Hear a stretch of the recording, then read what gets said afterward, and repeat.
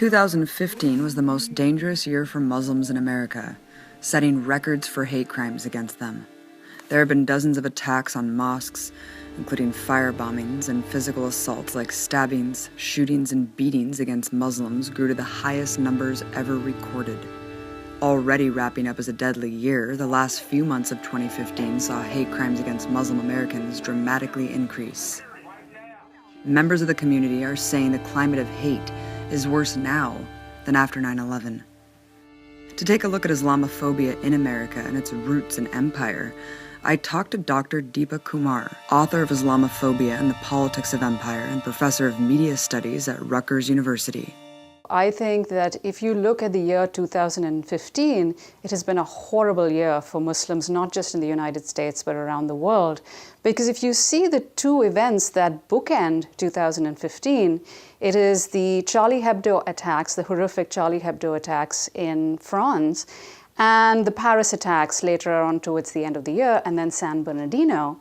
And what these attacks have done is that they have exacerbated and really ratcheted up what we've seen as tendencies since 9/11. What are some of these tendencies? Well, first of all, hate crimes against Muslims and those who look Muslims have skyrocketed. You've seen not just people being verbally and physically attacked. You've seen mosques being desecrated. You've seen all sorts of horrific attacks of these sorts. But you've also seen the rise of a kind of xenophobic nationalism, right? Where white supremacy has been the center of nations remaking themselves, like France or like the United States and so on, saying these people are a fifth column, they don't belong here, and so on. And what these attacks have done is it's legitimized this. But what it's also legitimized is the various security apparatuses, right? So what happens after the Paris attacks is that the French police carries out more than 2,000 raids on Muslims, both citizens as well as immigrants, arrests hundreds of Muslims and so forth. And it legitimizes these activities by the state to keep us safe. So you've seen really an exacerbation of the logic of the war on terror take place over the last year. So I'm not surprised that many Muslims feel that today we're in a worse situation than we were back after 2001. How do you define Islamophobia? So Islamophobia is anti-Muslim racism, right? But what I want to argue is that it's more than just verbal attacks. It's more than people facing discrimination at work or facing insults or slights by people around them, what's called microaggressions. It's also more than physical attacks, hate crimes and those sorts of things. Islamophobia is these things, and people do experience verbal and physical attacks. But I want to argue, and in my definition of Islamophobia, is that it is an ideology that is tied to a set of practices that sustain and reproduce empire.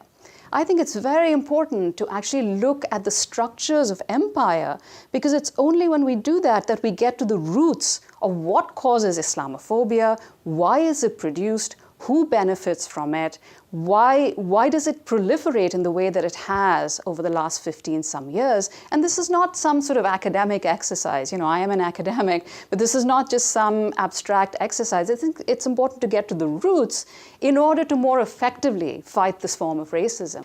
That's why I've argued in the past that simply doing education around Islam or having interfaith dialogue, while important, is not enough. Because it's not simply about a set of bad ideas in people's heads, it's rooted into the very structure of empire.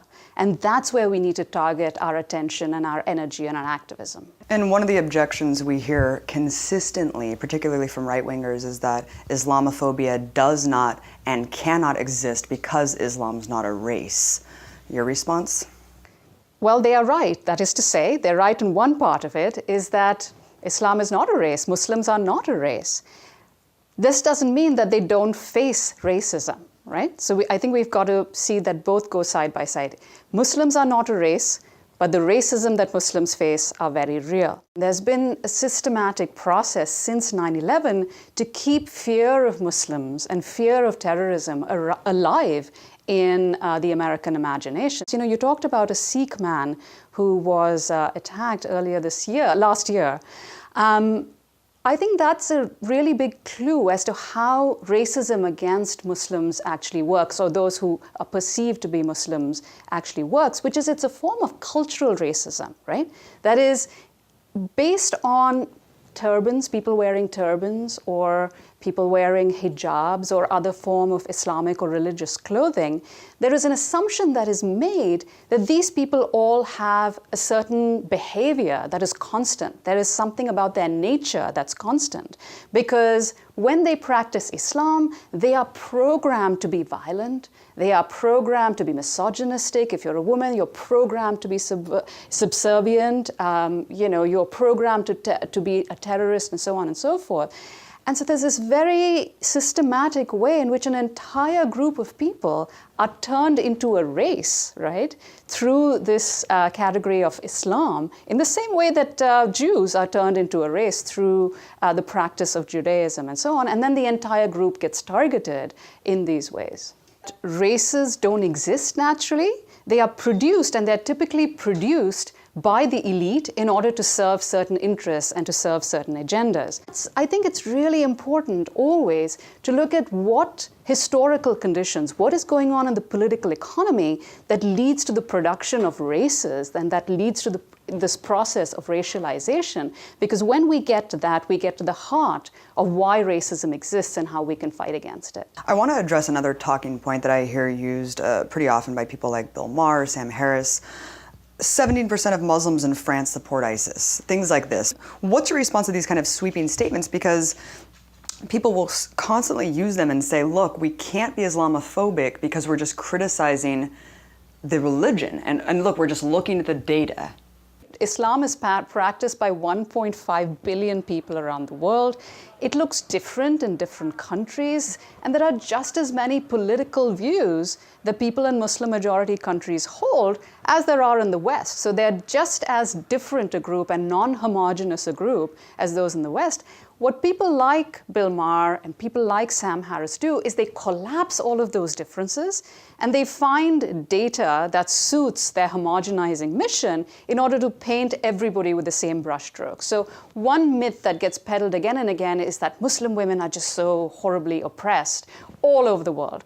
Well, that's not true. I mean, first of all, let's admit that Muslim women, just like every other woman in the world, do face oppression. They do face, things like inability to get good jobs or lack of adequate pay or what have you. Women in the US, face the same sort of situation. However, conditions vary widely across Muslim-majority countries. In Saudi Arabia, a woman can't drive. But in Bangladesh, women have been elected to heads of state, not once but twice. Right? And so these are all different countries with different histories. There are regional differences. There are local differences. There are differences between country and town. And that diversity is simply not acknowledged by the likes of Sam Harris and the new atheists and all the rest of it. If anything, what they do is that they use the clash of civilizations argument. They somehow hold up this mantle of the West as being this place of enlightened values, and then, say that they want to critique all religions. But if you look at their work, the work of the new atheists, the sharpest knife is dug into Islam, right? That's true of Hitchens, it's true of Dawkins, it's true of Sam Harris, and so on. So they actually have an agenda, but they hide behind objectivity as a way to spout Islamophobia as academic, as research. Exactly. Last year in Texas, a Muslim man was outright executed. Before he executed this Muslim man, he said, "Go back to Islam." They haven't charged him with a hate crime. Authorities said that they don't have enough evidence to prove that he has hatred, even though multiple times on his social media accounts he's talking about Islam, Arabs, etc. I wanted you to talk about why the establishment is so hesitant to just call reality what it is, call these crimes what they are, and charge them accordingly. There is overwhelming data of hate crimes committed against Muslims, But the problem is that the legal system in the United States refuses to acknowledge racism in any kind of systematic way. This is not just true of Muslims and Muslim Americans. This is true, as Michelle Alexander points out in her book, The New Jim Crow. This is true, too, of how African Americans are treated when they go before a judge or what have you. You know, questions of racism rarely holds up as a legal grounds from which to try a particular case, right? It's been a struggle. And the same is happening in the case of Muslims as well. It's often, you know, there will be, in my discussions with lawyers and friends and colleagues who are lawyers, what they've told me is that in cases that they've prosecuted, there are just ridiculous things that are brought up as evidence to show that somebody is radicalized. What is this evidence? That they had a copy of the Quran in their pocket. That means this person must have been getting ready to commit a violent crime. That's ridiculous. That's Islamophobic. That's cultural racism, right? It's the idea I mentioned earlier that somehow Islam is this virus that programs people to go out and do murderous things. So I think there's a fundamental problem with the way the legal system works that does not acknowledge in any systematic way how racism operates in the actions that people take, violent actions that people take. Let me say this, I was following, you know, the sort of coverage of San Bernardino versus the Planned Parenthood shooting, and the differences could not be clearer, right, in terms of how perpetrators of gun violence are treated. So Planned Parenthood happens, the religion of Robert Deere barely mentioned, maybe a few mentions here and there, even though we know he's an evangelical Christian, even though we know he was a great admirer of this group called the Army of God, which is this, you know, right-wing fundamentalist anti-abortion group that's committed murders and violence, and so he calls them heroes, right? So we know he's at least in part driven by this kind of Christian fundamentalist ideology.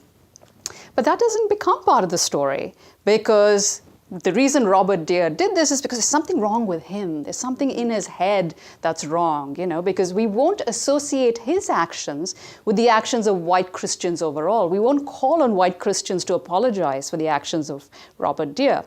San Bernardino happens, and yes, these people are religious, they are fundamentalist, and so on.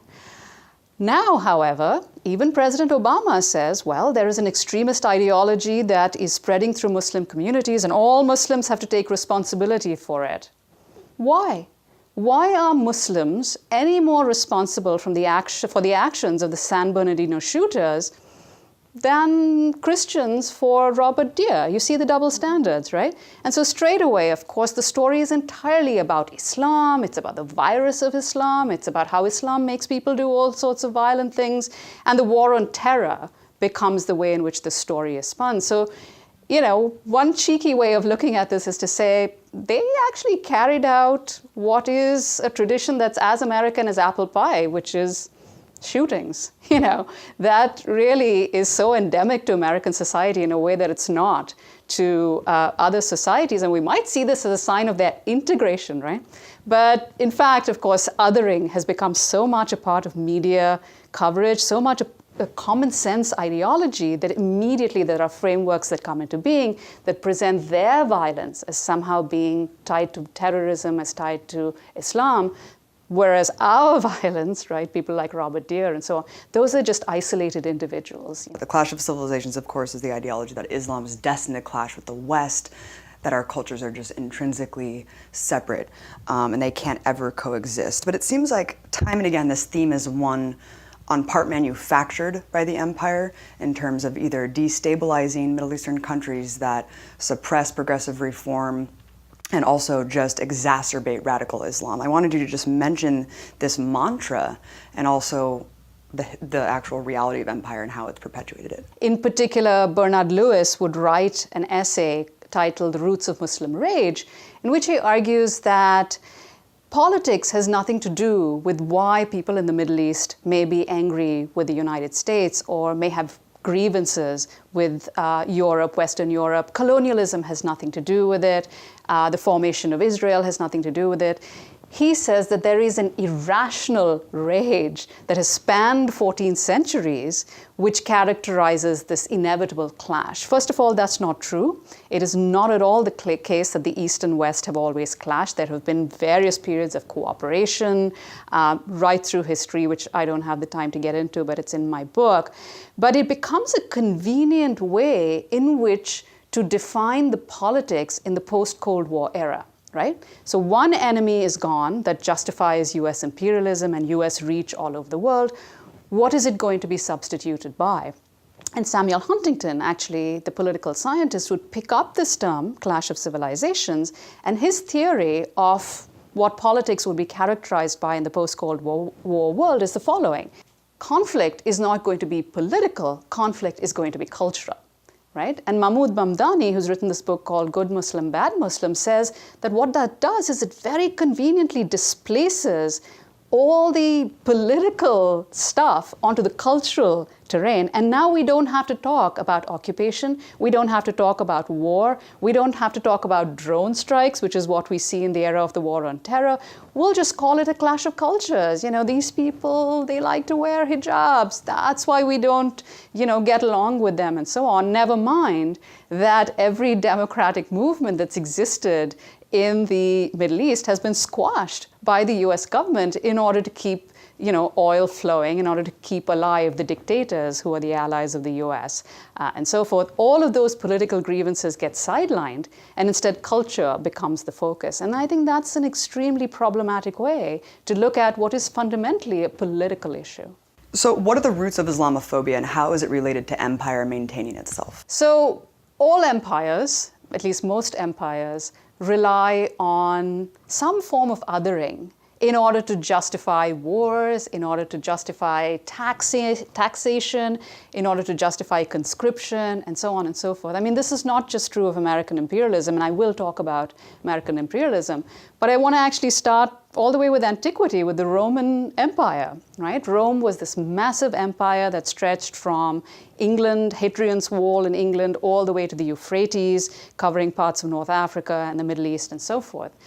And the question is, how did the Roman Empire actually manage to do this? So when the Romans went about conquering people, right, in England or in France or what have you, one of the first things that they would do is try to inculcate them in Roman values, Roman lifestyle, Roman culture, Roman architecture, and so on.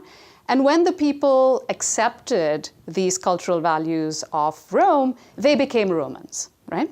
And so this large empire, everybody was considered a Roman. But for people who were not as easily conquered, who resisted, and who wouldn't come under the Roman fold just as easily, there was a term invented for them. They were called barbarians, right? And the Romans invented this very interesting hierarchy, this kind of typology, which was the following. They said, all human beings have two elements that define them. One is the physical body. The other is the mind. It is intelligence. It is spiritual rationality, stuff like that. And what they would argue is that Romans, not all Romans, elite Romans, are driven by the mind. The mind controls the body. They are rational, they are intelligent, and in that sense they are closer to God. Whereas the barbarians are closer to animals because the body controls the mind. And therefore they are inferior, and therefore it's justified that we go off and kill them and bring their people and make them slaves. Or, one of the routine form of entertainment in Rome is that the barbarians would be brought to these amphitheaters and killed, either by animals or gladiators or what have you. So that's Rome. Now let's move to the United States. I think there are a lot of similarities, but also some differences, right? The US takes over the reins of the Middle East from France and Britain in the post-Cold War period. And in fact, actually, NSC 68, which is the secret policy document that I believe is written in 1950, would lay out quite clearly why militarism is going to be the key way in which the US is going to fill the vacuum left behind by the collapse of European empires, the rise of the Soviet Union, and how the world has now become a battlefield. And militarily, that's how the US is going to assert its hegemony.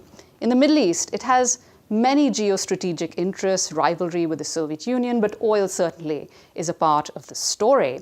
And Daniel Yergin tells us that part of what he calls the post-war petroleum order is about creating a certain arrangement between oil-producing states, states through which oil would flow, so that cheap oil would be available for the reconstruction of Europe, right? The Marshall Plan and so on, because Europe is destroyed by World War II.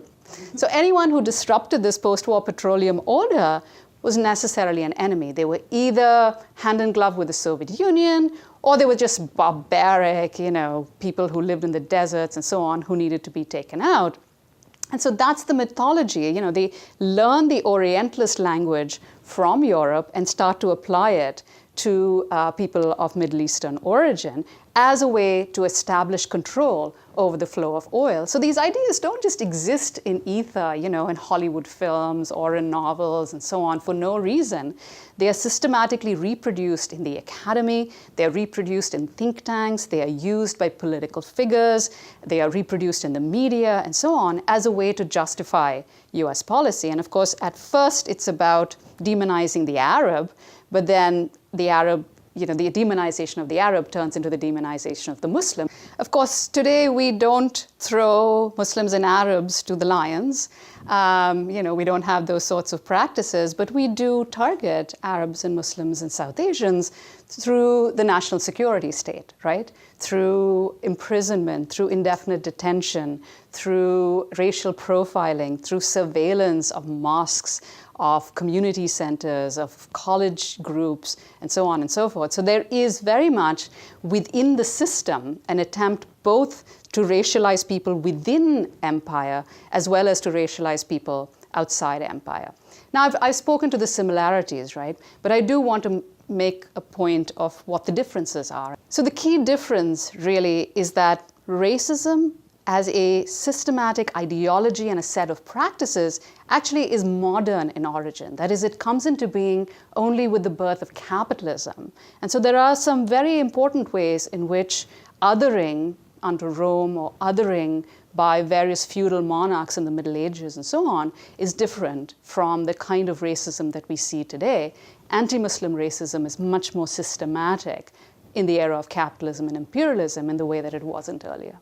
And I think Donald Trump shocked the world by his declaration of a ban on Muslims entering this country if he were to be president.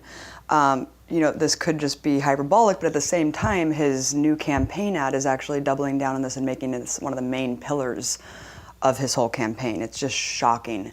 What is the political significance of what we're witnessing here? Donald Trump is basically stating out loud and making explicit what actually has been US policy for the last few decades. That is, if you look at the mass deportation of immigrants under Obama, it's huge. Over 2 million people have been deported. But you don't talk about that. In polite society, you don't say such things. And Donald Trump is actually giving voice to some of the most horrific, racist, rabid right-wing rhetoric. When he says, let's prevent Muslims from coming in, or let's create a registry and a database to document, all Muslims, you don't say that if you are a respectable politician. But in practice, we have been doing that, right? Over the last 20-some years, there's been an attempt to systematically collect information on various groups of Middle Easterners. In fact, going all the way back to the late 70s, and Iranians, and then counterterrorism policy under Reagan, and then the 1996 Anti-Terrorism and Effective Death Penalty Act of Bill Clinton, and then later after 9/11, programs like NSCERS and so on. There's an attempt to collect this information in a database about Muslim immigrants and Muslim citizens and so on. And for people like Trump, who represent the class of the 1%, bashing immigrants has been staple. Right? Because if you look at the same period of time, we've seen a massive growth of class inequality, class polarization. The vast majority of people around the world have grown poorer. The 1% has grown phenomenally rich. There have been cuts in social services, attack on the welfare state, tuition costs for colleges have been growing up, healthcare costs have been going up. This is the neoliberal system. But rather than blame the 1%, the regime of the 1%, it's easy to bash immigrants. And you've seen this logic everywhere. This is not just a Western European or American phenomenon. In Russia, in Australia, in India, in Myanmar, all over the world, this agenda, right, this Islamophobic agenda has helped to deflect attention away from the structural inequality and to point fingers to scapegoat Muslims as a way to get people to fight with each other rather than to look at the structural problems caused by neoliberalism. And so I think to see Donald Trump as some sort of lone wolf who's responsible for the escalation of Islamophobia or who's otherwise corrupting a great political system, I think is deeply problematic because Donald Trump is just a part of a larger system which both Democrats and Republicans are responsible for creating. What can we do as non-Muslims who are just appalled by this Islamophobic rhetoric do to build solidarity and internationalism with the Muslim community? One of the things I started this discussion with is to say that we need to understand the roots of Islamophobia. We need to understand that it's more than just a set of bad ideas or prejudices in people's head, but in fact, it is an ideology and a set of practices that make the war on terror possible, right? It is what sustains the war on terror.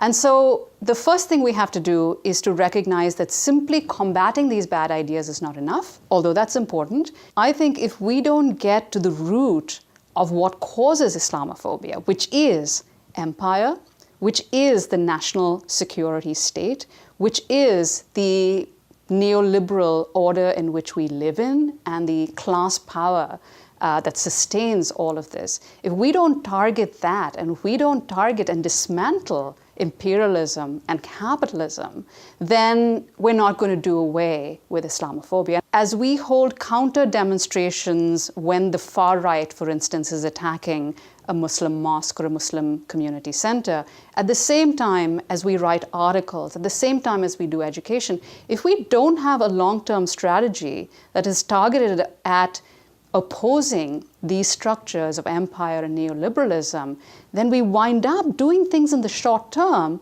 which may actually create the same problems again in the middle term, and we wind up fighting these fights again and again. So we've got to have a short-term strategy, but we have to keep the long-term goal in mind.